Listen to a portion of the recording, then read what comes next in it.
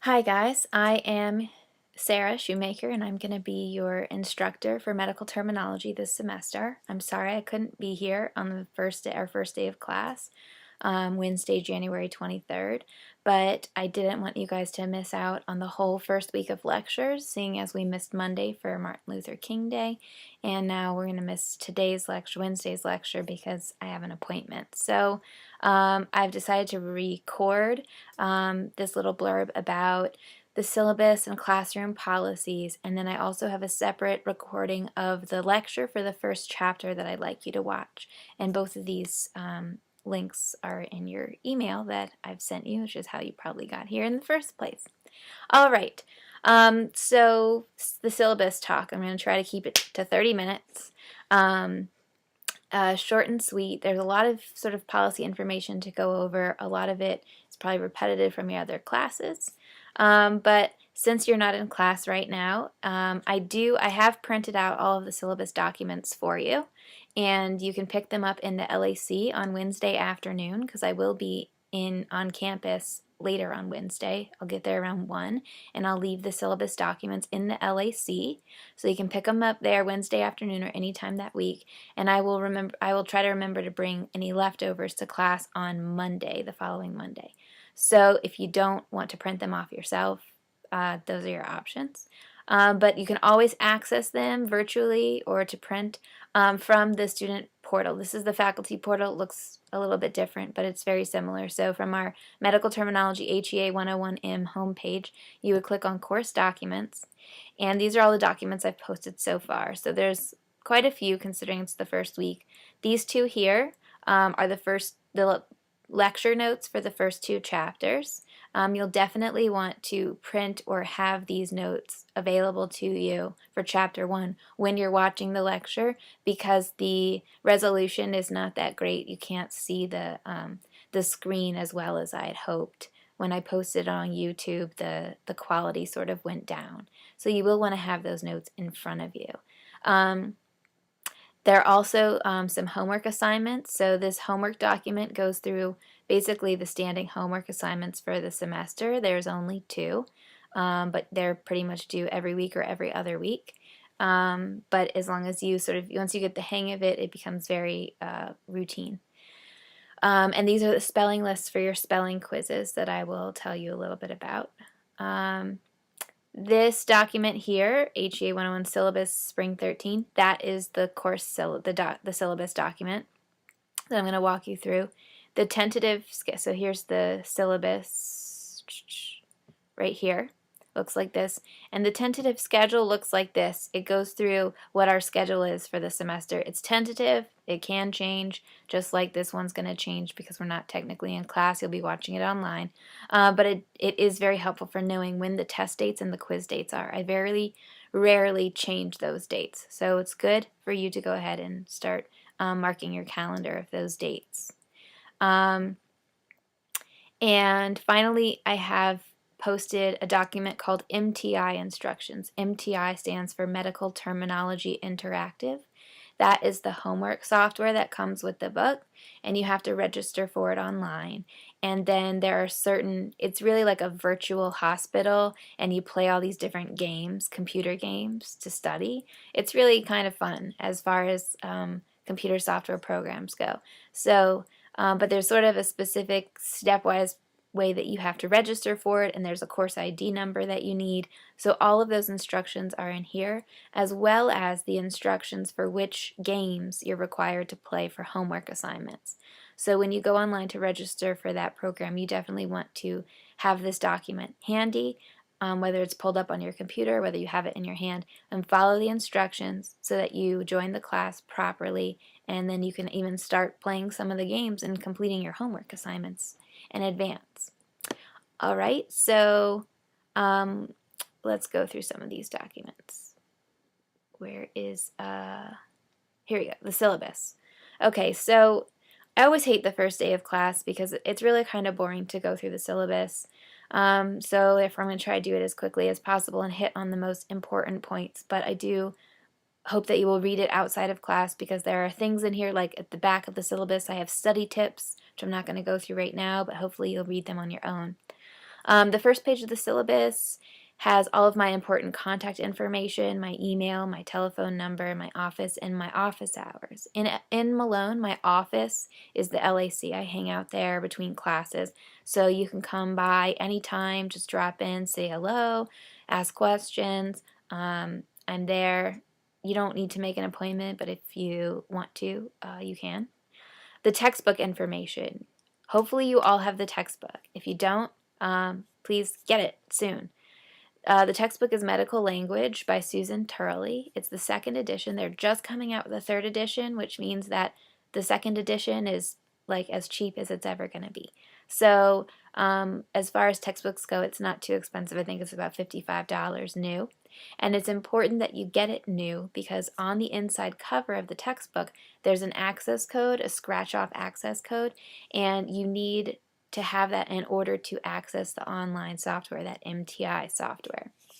So if you buy your book used, make sure that it hasn't had that access code used, because if the access code is used, you have to purchase a new one, and it's about $40, which is almost the price of a brand new textbook. So just making sure that you're aware of that. There's also some other recommended materials for the course, a medical dictionary, flashcards. Those things can be very helpful for studying. And you can also make your own flashcards. The last thing on the list, the quick study chart, that's the one I'd probably most strongly recommend because it's only like $5 or $6. I think they sell them at the bookstore. I know they do in Saranac Lake. I think they do in Malone. And it's like one of those laminated charts. They make them in all different subjects. And basically it's just a giant glossary of medical word parts. And you can use it to make your own flashcards, or you could just use it to study from. And it's basically like much more portable than the textbook is. And so I would, if you like extra study tools, I would recommend that quick study chart. I think that's probably the most useful. Stuff in here about course description. Mainly, the point of this is your education is your responsibility. It's different. College is different than high school in that we only have 3 hours a week in the class together. I have 3 hours a week to impart as much information as I can on you, but the rest is your responsibility outside of class. So we'll talk about how much time I expect you to be spending outside of class studying. But the thing about this course is it's a language course. It's basically just a lot of vocabulary. It requires a lot of memorization, and the best way to memorize things is practice. Practice, practice, practice. Do a little bit every day, and you will achieve success. Okay, so I tried to make this PowerPoint to maybe address some of the main important points in the syllabus that I wanted to hit on. And like I said, this part's usually really boring, so I tried to jazz it up with fun background, some balloons. Okay, I don't know if that worked, but you know, it's fun. It makes me smile. So about the textbook, I already told you that you need to make sure that it's new and that that access code is intact, okay? But the other thing I just want to stress, and I think I already sent an email about this, is you need to have the textbook. It's really important that you have the textbook in order to pass the class. You cannot pass the class without it. A, if you don't have the textbook, you can't do any of the homework, so you'll get a 0 there. And B, again, there's only 3 hours of class time. I do provide all of my lecture notes, and I like to think that they're helpful as a guide, but I don't think that you could solely study from the notes and do as well as someone who read the book. So you really need to have the book. I understand people have financial issues with buying textbooks. They are expensive. Again, the one for this class is not so bad. $55 is much less than a lot of other textbooks. So your options are to buy it from the bookstore. You could buy online. There's different online retailers. There's the option, sort of the option of buying it used as long as you make sure that the access code is not used. And you can also rent textbooks. A lot of people don't realize this. You can rent them through the bookstore. The bookstore has a rental process, but there's also online retailers like textbookrentals.com. A student of mine in the past used them, and she strongly recommends it. I think it's like $25 for the semester, and you get the book and the access code. So lots of different things to look into if you haven't gotten your book yet. I know people have financial issues, but you can't let that be an excuse, because you're not going to be able to succeed without the textbook. And the longer you don't have it, the more behind you're going to be. And then what about all the money that you spent on your tuition? It'll go down the drain if you didn't have the textbook and couldn't, succeed in the course. So it's worth that extra couple $100 to make your hundreds of dollars of tuition worth it. All right, put it that way.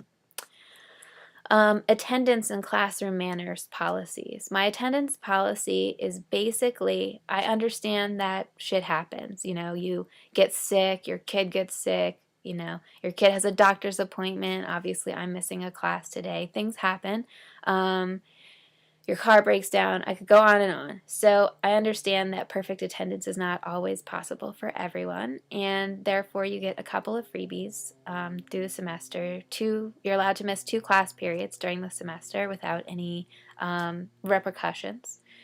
And what I basically ask from you is that you just show me the respect of letting me know that you're not going to be there. And if there's something, like if your car breaks down, if there's a situation that you can't let me know in advance, then call me as soon as possible, or I should say email me as soon as possible, within 24 hours of missing class. And if you don't let me know ahead of time or within 24 hours, I will not let you make up. I will not give you makeup opportunities. So there's a lot of logistics that go into setting up a makeup test. And, if you can't show the respect of or consideration of letting me know so that I can plan for your makeup, then, it just doesn't really make sense for me to have to take extra time out to set up a makeup opportunity. So that's how I see it. So it's basically all about respecting each other. So I'm happy to give makeup opportunities for people who can tell me that they're, are communicating with me about it. With one exception, I don't do makeup quizzes, but I'll get to that in a minute. But I do makeup tests. The other thing about classroom manners, be on time. Okay, excessive tardiness is just rude. It's disruptive to me and to your classmates. And you don't want to be that person. So be on time. And be polite when you're in class. Don't chat with the person next to you. Don't sit and text on your phone. Don't blatantly put your head down on the table and go to sleep and start snoring. Okay, it's okay if your eyes get kind of droopy sometimes. Mine do too. I'm not going to hold that against you. But if you just, flat out set up a pillow on your desk, that's a different story. Okay? The other thing regarding cell phones besides texting, which I don't condone, just put your cell phones away when you get to class and turn your ringers off. And my policy that I had last semester that I really liked was that if your cell phone goes off, you didn't turn your ringer off, then you owe everyone donuts. And my cell phone was the first to go off last semester, and I did follow through and bring in donuts, okay? I like the policy because I like donuts. Hopefully you guys do too. So just a heads up, my favorite are the ones with the chocolate and the sprinkles on them.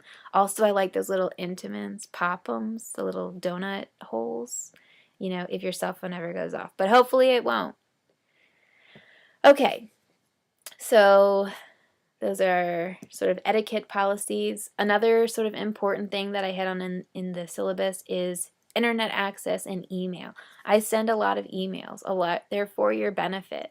They're usually announcements. This semester I'm planning on sending weekly emails, sort of newsletter style emails, to keep you, reminding you of what, what homework is due and what tests are due and things like that, general course announcements. So you need to be checking your mail, and when I say your mail, you need to be checking your North Country email address, okay? You're in ccc.edu once a day, at least once a day. And also internet access in general is going to be important because your homework is through an online software, so they're online games basically that you're playing. So you do need to have internet access to do your homework. If you don't have a computer at home or you don't have internet at home, that's fine. There's computer labs on campus that are open all day, so you just need to be able to time manage in order to spend time in those computer labs so you can get your homework done. So just make sure that you're aware that you will need to spend a fair amount of time on the computer for this class. So if you don't have a computer or you don't think you're going to have time to be on campus computers, take that into consideration, okay? Finally, it's really important that you get organized in this class. Let me pull up the schedule again here. Our tentative schedule. Notice here, look at all these red lines. These are all tests. We have a test every other week in this class. Every 2 weeks there's a test. And there's a quiz every single week. Okay, every single week there's a quiz. Every other week there's a test. That's a lot of work. And there's also homework assignments. So there's a lot of sort of dates to keep track of. Some people do better with a table like this. Personally, I do better with a calendar like this. Having a calendar. I personally like the monthly planner style as opposed to the weekly planner style because it allows you to plan a little bit more in advance. So that's my recommendation, is to get the monthly planner.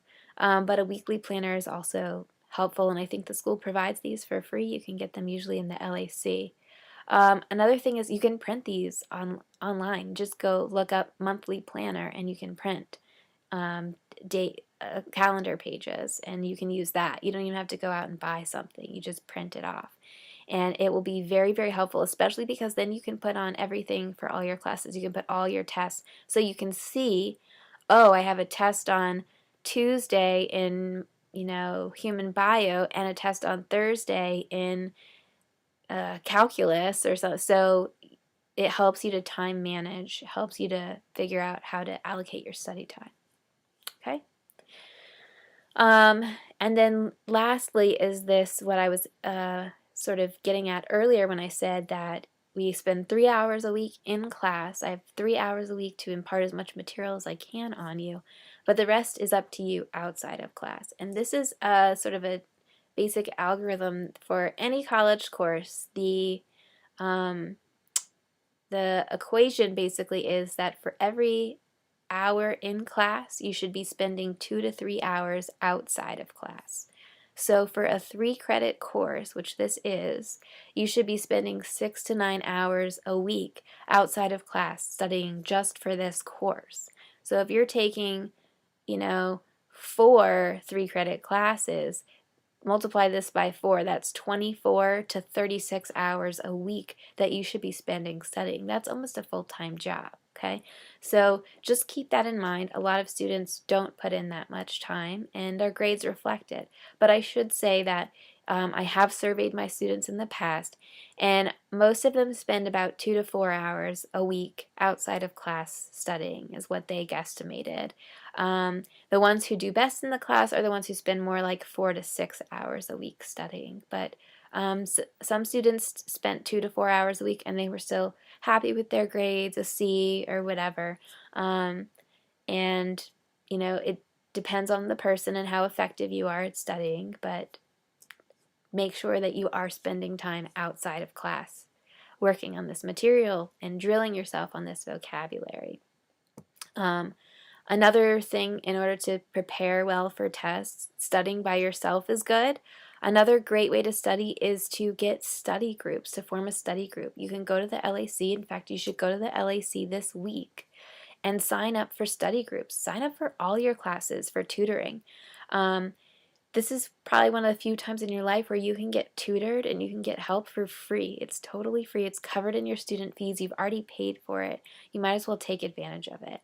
And it can only help you, even if you're a good student, it can help you be an even better one. It can help you be more efficient with your study time, having a tutor or forming a study group. You get more done. And you can learn from each other and you can help teach each other. So I really like to promote that and encourage you to do that, to form a study group either on your own with some friends or in the LAC formally. And this is just some other things, like make sure that you are eating healthy, that you're eating breakfast, especially before a test. You're getting plenty of sleep, especially before a test. And if you have test anxiety, if you're someone who gets, you study and you feel well prepared and then you get to the classroom and you feel like, oh my gosh, I'm so stressed.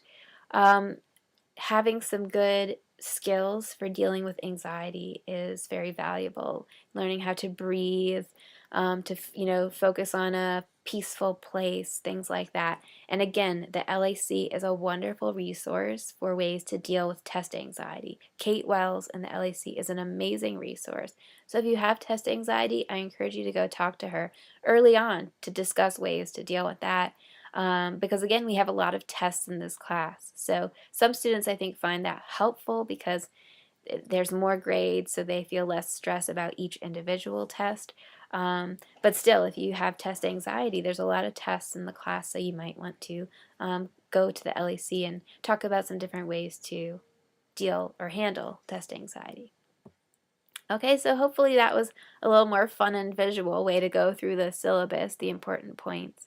The only other thing I'll touch on here is this section about the course evaluation and grading. Basically, what are the different assessments in this course? So there is homework in the class. The two standing homework assignments are the Medical Terminology Interactive, the MTI, and Pronunciation Homework. All right. Pronunciation homework I will go over with you in class on Monday. All right, I think we can wait for that. And I might even give you guys an extension, but I'd like to not have to do that online. So right now I just want to go over the MTI homework. It's due every 2 weeks. It's always due the night before a test. The pronunciation homework is actually due every week the night before a quiz. Okay, MTI, night before the test. Pronunciation, night before a quiz. So when you're marking your calendar, when you make a little, when you get your planner and you're marking your calendar as to when your quiz date is, the day before that, mark pronunciation homework due, okay? Put it all on your calendar, in your planner, whatever. The MTI homework is online, and you do have to register for it. So you go to this website that is in, here, hold on. On the portal, I have a handout on MTI instructions, how to register for MTI, okay? So you just follow the step-by-step directions. You go to this home page here, and you choose our textbook, which is this one, Medical Language. You click register and log in, and I'm already logged in. Okay, so it'll take you to the registration page and you'll follow the directions, but I just want to show you a little bit of what this program is, okay? So here's the home page. I've already logged in. My computer remembered the login information. So I click on here and shoot, it's down right now. Well, this happens sometimes. This is an important thing to talk about, actually. So I happen to know what this error message means. It's usually a problem with the internet service provider. So Time Warner Cable right now is not, there's an issue with that. It doesn't have to do with my computer. It doesn't have to do with with the website itself. It has to do with the internet provider. So if you ever get this page, this error page, you should email me. And also you should try using your computer either somewhere else, like at a library or at a friend's house, or you should use the computer on campus. So this is a good reason why you should not wait till last minute to do your homework, because if you get technical difficulties, what are you going to do? So you have 2 weeks to get all your homework done each time. And in fact, you could do all of your homework for the whole semester at the beginning. I've had some students who did that. So anyway, I guess I can't show it to you, but it's really cool. You go into this virtual hospital and there's an elevator. You go to the elevator and there's, the different floors are aligned with the different chapters of the textbook. So the first homework assignment through MTI is to complete certain games in the floor 1 and floor 2, because those are chapters 1 and chapter 2. And there's different rooms on each floor that you can play games in, and that's really cool. I'm sorry that the site is not working at the moment, so I can't show it to you. But just to go through this handout, at the end of this handout about registering and logging in to MTI. All right, once you log in, you have to join a class, and you have to use this class code. So that way I have access to all of your activities that you've completed, so you don't have to, it allows me access to a sort of a grade book in the program. So this last page here just tells you what the assignments, I guess this isn't the last page, page 4 of the handout is what the homework assignments are. So I said there's different rooms on each floor. There's an exam room, a records room, and a laboratory room, and there's different games in each room that you're required to play to complete the homework assignment. Now, each game, when you finish it, you get a grade for that game, and you have to get at least an 80% in order for it to count for your homework. So if you play, word surgery and you do really poorly on it, and most people do, it's the hardest one, then you only get a 52%, okay, you need to do it again until you get an 80% on it.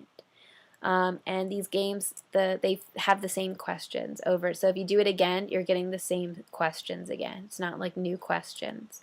So it's not terribly difficult. It's really not even that time consuming once you get the hang of it. But that first homework assignment might take you a little bit to get the hang of it, especially sometimes the non-traditional students who haven't had a lot of experience with computers have a little trouble. So if you are having trouble figuring it out, let me know, or go to the LAC and let someone there know, and I'm sure someone can help you with it.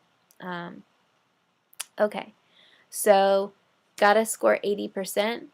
Good idea for you guys to go and at least get registered this week, and maybe check out some of these games so that when we come to class next week, you can ask me questions, because your first test is actually coming up very quickly next week on February 4th, Monday, February 4th. So next week you should be working on the homework, asking me if you have questions, because when you come back the following Monday, Monday, February 4th, you actually have your first test. Okay. So we covered homework, MTI, our course schedule. Yep, I think we covered pretty much everything. Here's the handout of your spelling lists. Okay, your first spelling quiz is, let's look at our calendar, on Wednesday, January 30th. So we'll meet in class for real on Monday the 28th, and then your first quiz is the class period after that, Wednesday the 30th. Here's your spelling list. Again, it's on the student portal under course documents. There's 25 words, and these are the pronunciations. This is how you would pronounce the words. We're not going to do pronunciation homework this first week, so don't worry about it. I'll talk to you about it in class when we meet, but we will have the first spelling quiz, and these are your words, so you should practice them. And there is I do have YouTube videos posted on how to pronounce them. In fact, I'm going to update this document right now so that it has the link to my YouTube videos.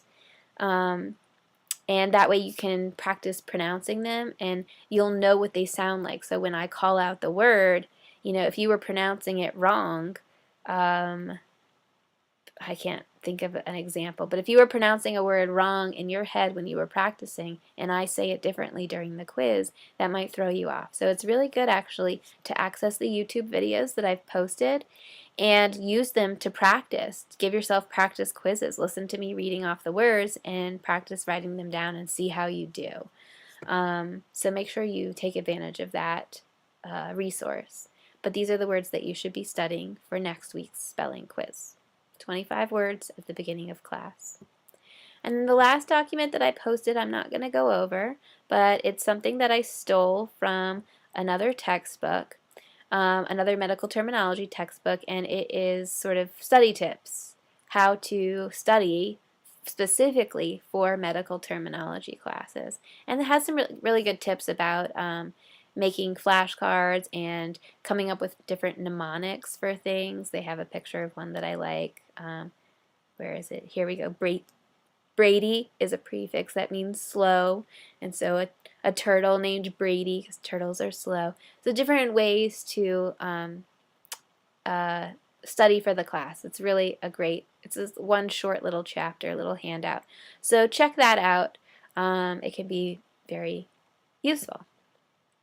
So that is basically all of the tidbits about the class. So what you need to do now, if you're not going to print off all the documents, that's fine. What you need to do now is to watch the lecture for Chapter 1. I will send you the YouTube link for that.